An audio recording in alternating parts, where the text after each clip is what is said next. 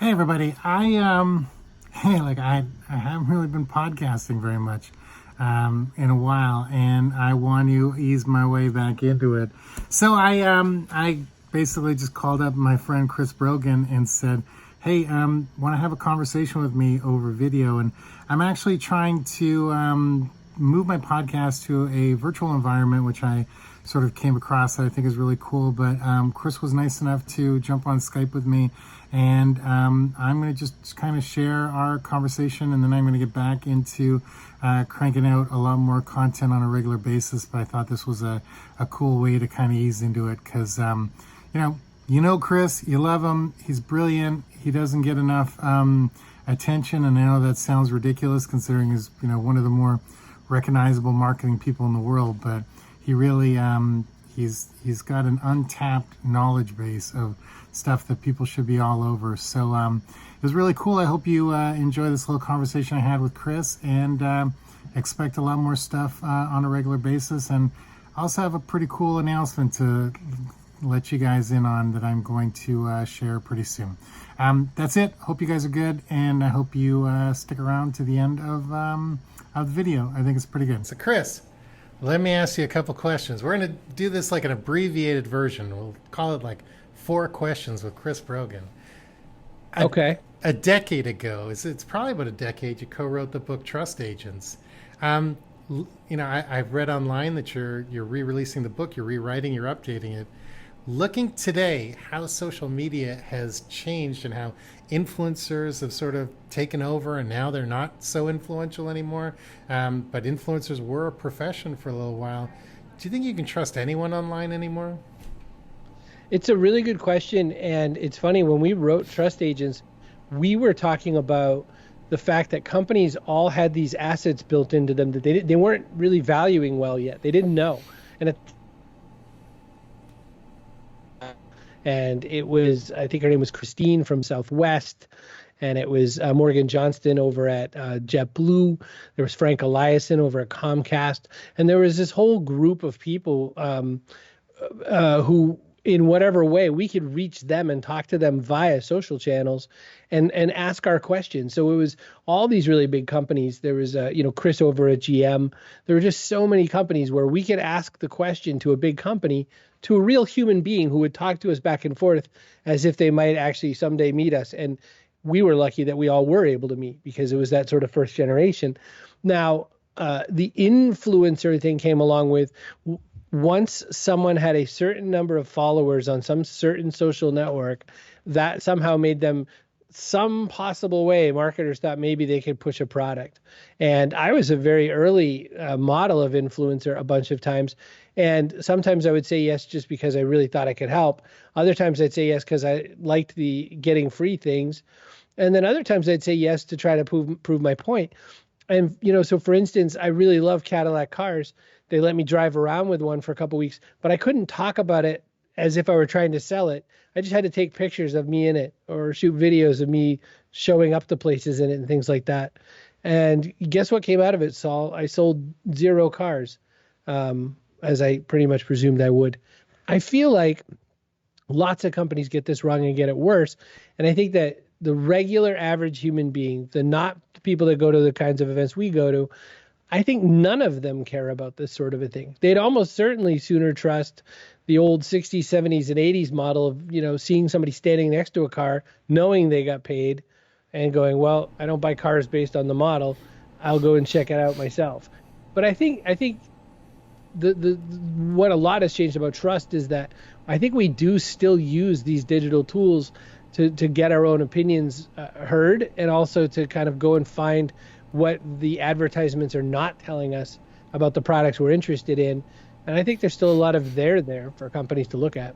So she mentioned the Cadillac and the car thing.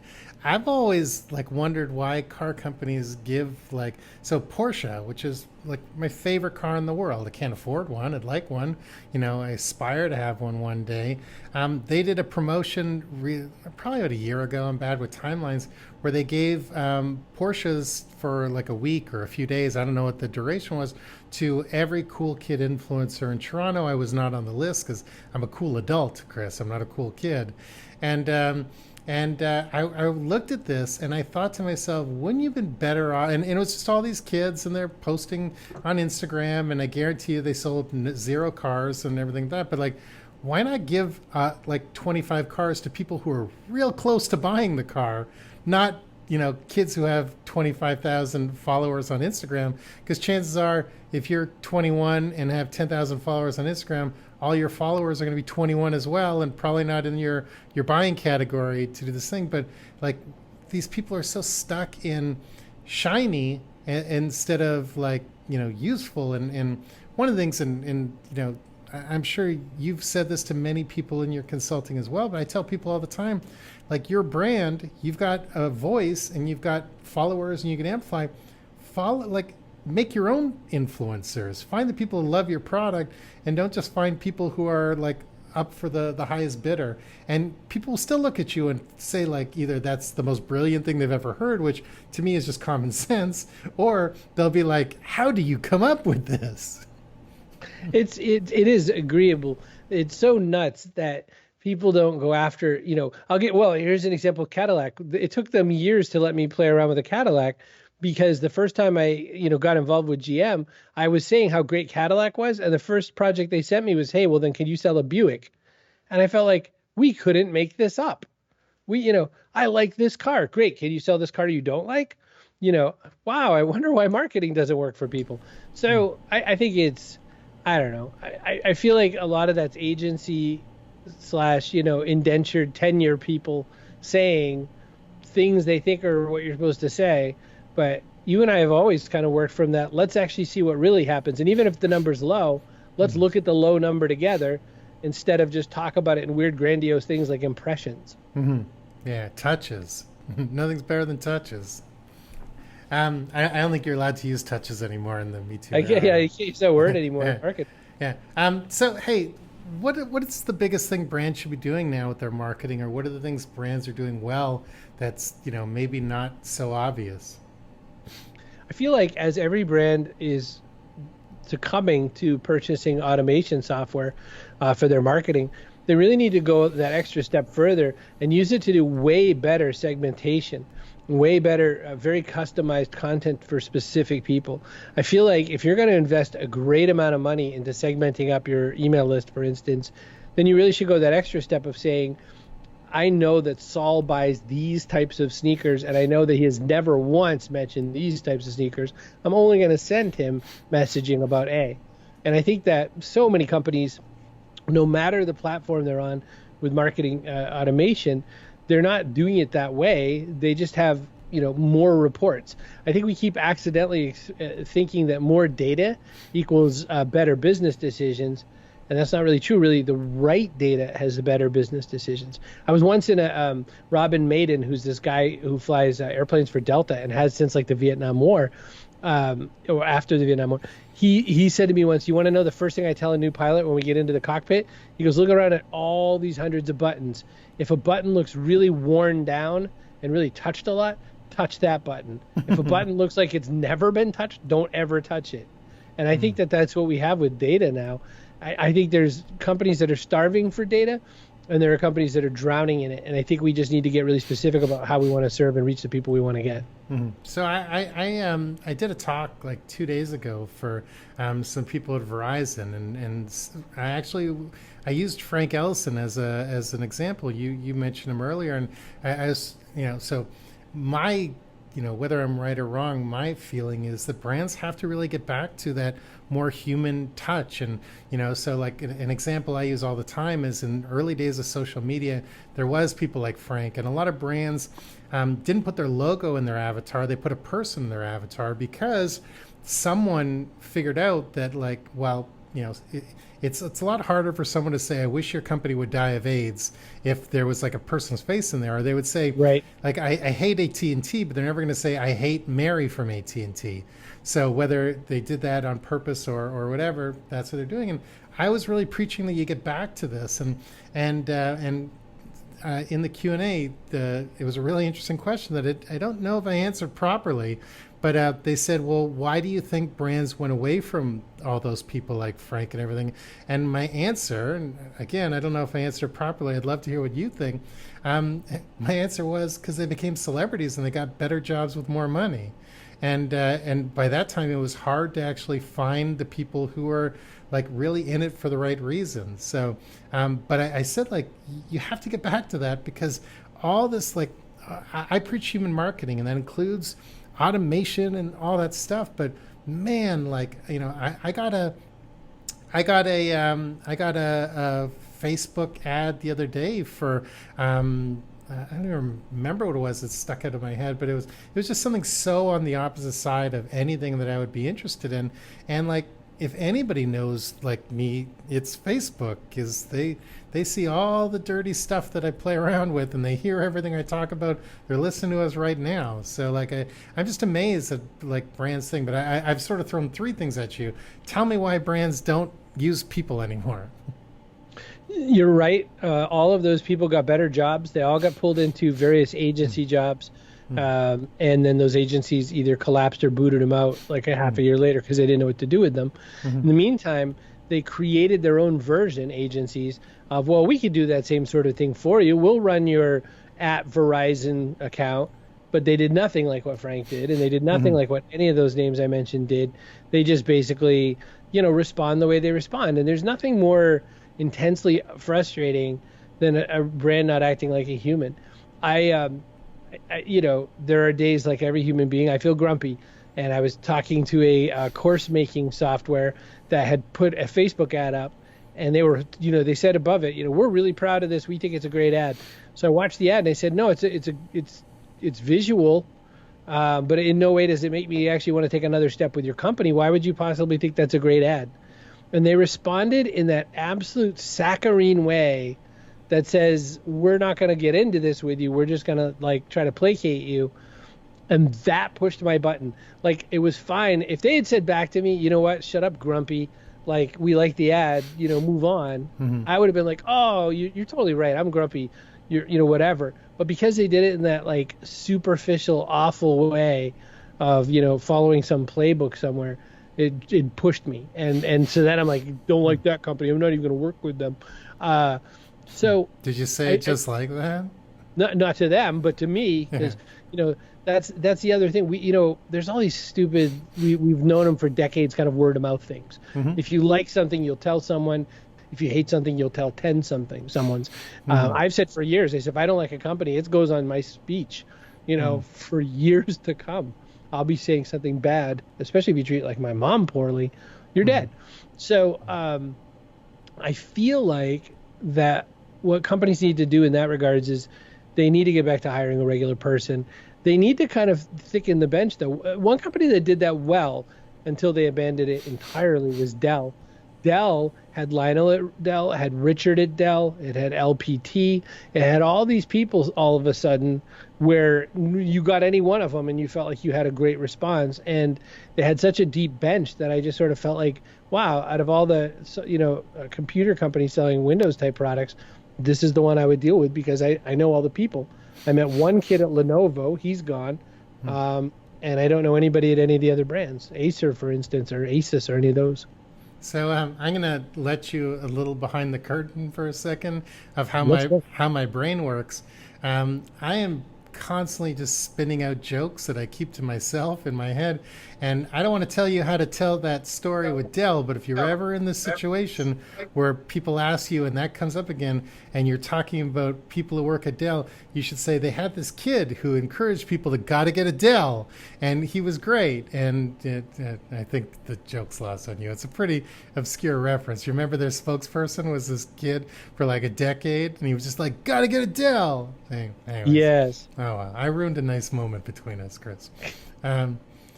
Hey, they made that into quite a meme though for a while. I know the one you're talking about. Yeah. So one of the reasons I reached out, besides the fact that we don't talk as much as we should, and like I admire you and love you and think you're one of the smartest people in the space. In fact, like I haven't changed my bio in about a decade. If you search like Saul Colt bio, I've got a line in there that says New York Times bestselling author Chris Brogan has mentioned that Saul's exactly who you want representing your company. Like I'm stuck to you forever. I don't even know if you actually said it. I maybe took a liberty, but anyways, one of the reasons I reached out is I saw on LinkedIn that you posted that you're making yourself available for I always get this wrong, fractional CMO. Fractional. Yep. And I think that's so brilliant. I'd love to hear you kind of like talk about how you got to this point, because like it's so fascinating to be able to tap into somebody with your experience and somebody with your viewpoint and just your knowledge base. And, instead of going, one place and investing, a year or whatever, it's fascinating that you're giving people the opportunity to, like 3 months at a time, turn something around, solve a big problem. And even if it's just filling a gap between a hire, if somebody is removed from their position, you bring them in and make it as a smooth transition as possible. It's kind of brilliant. So talk to me a little bit about how you came to this spot. Well, so I had a friend who, he had a different model. He had a company that he named Backup CEO. And the reason he called it Backup CEO is like when police officers in dramas always say they call for backup, and then the other guy comes in like, kind of covers you. So he was a backup CEO, and I had heard about this concept of fractional CMOs, fractional CEOs even. And what it is if you're a company, a lot of times, small and mid-sized companies more often than very large companies, but, more than let's say 400,000 in revenue a year, probably less than 100 million in a year. What happens is, you named some of the use cases. One is they're losing a CMO. They want to do the search right. They can bring a guy in like me just to kind of keep continuity, like you said. The other is they maybe even have a CMO and they need a new set of eyes. They want someone to really stir the pot a little bit, but not boot the CMO. Just give them some new ideas to play with and have a guy run alongside. The third is that it's a small enough team where kind of everyone's wearing the hat and they're starting to realize, oh man, we don't really stay focused on CMO stuff. We fill our lead pool, we work our lead pool, and then we're back to not having leads and going, oh crap, we need more leads. So that third pool, the one of people looking to keep their leads going better, growth kind of stuff, that's who seems to be biting right away. That's the instant low-hanging fruit kind of people, because they're like, we don't even have a CMO. We're not planning to put one in. And the thing is, fractional, you could just say I'm an independent consultant, and it's the same exact thing. But for the minute I said fractional CMO, the minute I said it's 10 hours a week, 40 hours a month, everyone gets the numbers. Everyone can start putting that up against what they were going to pay for a salaried CMO. Go, wow, that's weird. This costs less. I don't have to add benefits, and it's at will employment. We're committing to 3 months at any given time, but that's only 3 months. If the worst this happens, the buy out of it is so much cheaper than actually bringing in the wrong fit of a chief marketing officer. That's the downside. The upside is that they get to work with someone who's had the chance to touch several different industries, work on several different kinds of projects, like yourself. I mean, one of the things I always admire about you from afar is you are perpetually working with crazy companies, sometimes going back to ones that you've done some work in the past for, but then getting back into something else new. It's across a variety of industries. They all hit you in different ways. And even when you market for yourself, I learned something new. So I feel like that's what I get to bring to these companies. Like I just had even a discovery call, and I was giving away ideas, and they were like, well, how come you're not, saving these for when we, agreed and we're going to pay you? And I said, because the idea is the easy part. We have to execute it. And that's why I get paid. And to me, it's a real fun thing. And really selfishly, Saul, what it allows me to do is it allows me to, keep my fingers really into the pie a little bit and really kind of play with marketing. And I think that some of our peers who are writing marketing books and speaking on marketing books, they're not marketing as much anymore. They're just talking about it. And I feel like if we can't be in the trench and we can't speak from that angle, there's a cutoff date, right? There's a fresh date, a sell by date on how much that advice can be acceptable. Yeah, and I agree wholeheartedly. So I'm gonna let you go in 1 minute. You said you even like some of the things I do for myself. You want to know what the next big Saul thing that's coming along for shameless self-promotion? Is this after, or is this the awesome new jackets? This is after the jackets. The jackets Okay. yeah, so this may not go over as well as the jackets, but Okay. I still think it's pretty funny. You know paper dolls? Yeah, where- sure. Okay, so you cut out the different clothing and you dress them up. I'm coming out with a basically like a piece of collateral where it's me naked standing there in underwear, and it's a whole bunch of different outfits. And this is this is what I wear when I'm dreaming up cool ideas. This is what I wear when I go to meetings. This is what I wear for all these things. And so hopefully in about a week or so, everyone in the world will have a paper doll to play with me, and it's got my business attire, my play attire, my creative attire, and all different things. So if you know an artist, you could scoop me by a couple days if you get on that right now. What does it say about me that I was waiting to hear you say explicitly in my underwear? As like, what's the base level of the doll? Oh, like you can't go too low. But and I'm gonna give you a scoop when you see this. You're going to be like, holy mackerel, he's got a swimmer's body. Guess what? I learned that when you do things in animation, you can make yourself as thin as you want. What? Get out of Dodge. I did not know. Yes. So why am I trying to eat less? Yes, so just always being a cartoon or an avatar, as the kids would say. All right, Chris, this has been great. Thank you so much for your time. I appreciate it. If someone wants to hire you, how do they get in touch? I would say you should probably go to Saul Colt's website, hire him. Yes. And if for some reason I'll subcontract you. If that falls apart, then just come to chrisbrogan.com. All right, cool. Thank you so much, Chris. Thank you.